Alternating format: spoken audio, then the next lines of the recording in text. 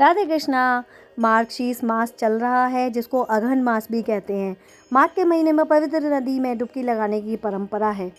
कहते हैं कि इस शरीर और आत्मा पवित्र हो जाती है। और पौराणिक कथा के अनुसार इसी माह में गौतम ऋषि के श्राप से मुक्त होने के लिए इंद्रदेव ने गंगा नदी में स्नान किया था, जिसके फलस्वरूप वो पाप से मुक्त हो गए थे। ऐसे ही एक कथा प्रचलित है, अध्याय 2, जो मैं आपको सुनाती हूँ। एक समय की बात है, एक जंगल में, एक वन में ऋषि कुटिया बनाकर रहते थे और वहाँ पर कृष्ण भक्ति किया करते थे, उनके दर्शन के इंतज़ार में। एक बार वहाँ पर एक शिकारी आता है और उनसे पूछता है कि आप यहाँ क्या कर रहे हैं, आप कौन हैं। तो ऋषि सोचते हैं, यदि मैं इसको समझाऊंगा कि मैं कृष्ण जी का इंतज़ार कर रहा हूँ या उनके दर्शन प्राप्ति के लिए यहाँ तप कर रहा हूँ, तो इसके समझ में नहीं आएगा। तो वो उसको उसकी भाषा में ही समझाते हुए कहते हैं कि देखो, मैं भी एक शिकारी हूँ और यहाँ अपने शिकार की प्रतीक्षा में बैठा हुआ हूँ। तो वो कहता है कि आप शिकार की प्रतीक्षा में बैठे हैं, आपका शिकार कैसा है, कौन है, कैसा दिखता है, आप मुझे बताइए, हो सकता है मैं आपकी संभव मदद कर दूं।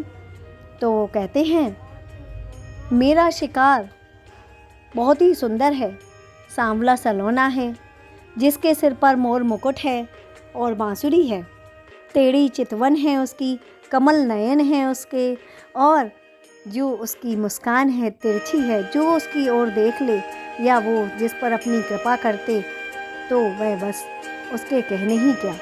तो कहता है, ठीक है, मैं जब तक आपके शिकार को पकड़ कर ना ले आऊँ तब तक मैं अन्न जल ग्रहण नहीं करूँगा और मैं भूखा प्यासा ही रहूँगा, और मैं जाता हूँ और आपके शिकार को ढूंढ कर लाकर ही मैं आपको देकर ही दम लूँगा। इस प्रकार शिकारी मन में छवि बसाता हुआ कृष्ण जी की जो रूप जो ऋषि ने बताया था, टेढ़ी चितवन, कमल नयन, सांवरा रूप और बांसुरी हाथ में ले हुए और मोर मुकुट पहने हुए, मन में वह कृष्ण जी की छवि धारण करता हुआ जंगल में निकल पड़ा और उन्हें ढूंढता हुआ एक जगह जाकर उसने अपना जाल बिछा दिया।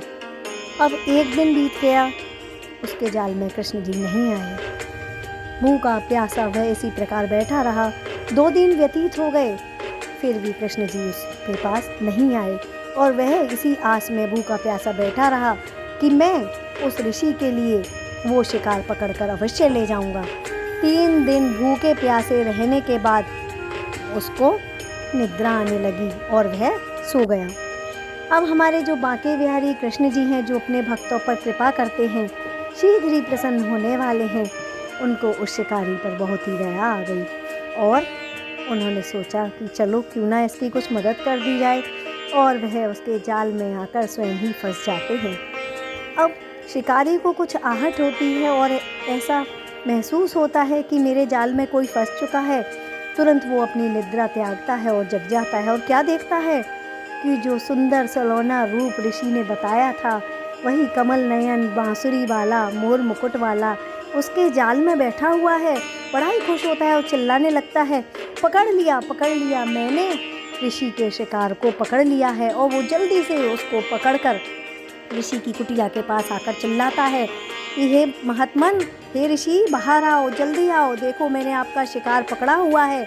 ऋषि आकर देखते हैं और वो तो बस ये समझ लीजिए मूर्छित होने को ही होते हैं और कहते हैं, माधव, मेरे कृष्ण, मैं ये क्या देख रहा हूँ, आप इस शिकारी के बुलाने पर आ गए और मुझे तो यहाँ सालों व्यतीत हो गए और मैं आपके दर्शन में यहाँ आपके लिए तप कर रहा हूँ। हे प्रभु, आपने मुझे दर्शन क्यों नहीं किए।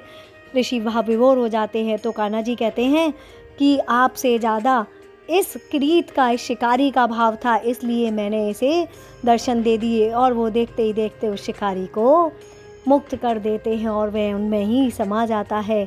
तब ऋषि उनके चरणों में गिर जाते हैं और शिकारी को बारंबार प्रणाम करने लगते हैं कि तुम्हारी भक्ति इतनी अपरंपार है, तुम्हें श्री कृष्ण ने साक्षात दर्शन दे दिए हैं। और वह कृष्ण जी को कहता है कि हे प्रभु, मैं आपके दर्शन पाकर धन्य हो गया और मुझे पता नहीं था कि आपका अनन्य भक्त कोई भी किसी भी रूप में हो सकता है। बोलो श्री कृष्ण भगवान की जय। मार्गशीर्ष मास अध्याय की जय।